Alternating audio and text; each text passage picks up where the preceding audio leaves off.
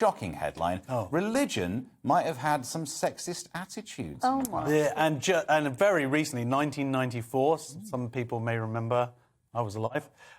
So Bristol Cathedral, there was a plaque to mark the first women priests being ordained.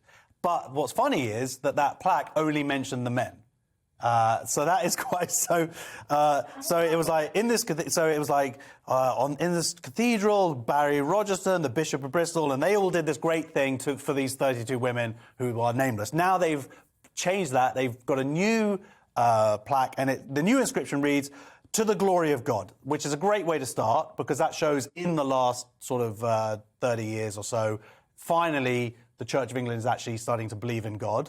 So good for you, Jesus people. Good start. And these 32 women were first to be ordained, and then it has the names of the women, like in a nice sort of thing around them. The fact that there's 32 of them, just to put the other side across, do you think that originally they thought, that's a lot of names for a plaque, this is going to look...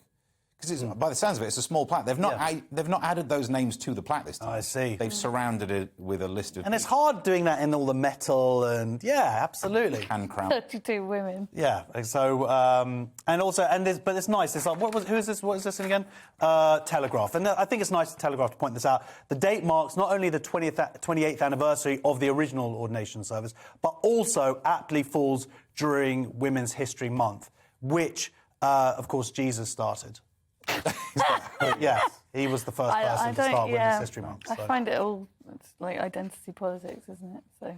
Yeah. Well, it's all right. You can say identity politics here as as loud as identity politics. It's okay. It's all Look, about you don't have to whisper it. It's about women viewing their history as nothing but a series of oppressive acts against them, and I find that.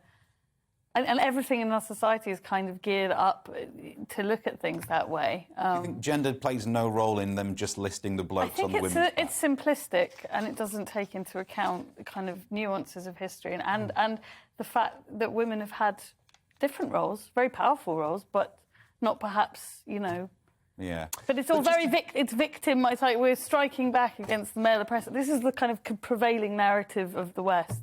And all of these religious institutions are kind of pandering to that. And I do think that it is important to, obviously, I'm not saying that it isn't. Yeah. But it is, it goes deeper than that. Yeah. Miriam, I think you're going to fit right in at GB News. They've already given you a locker. Really?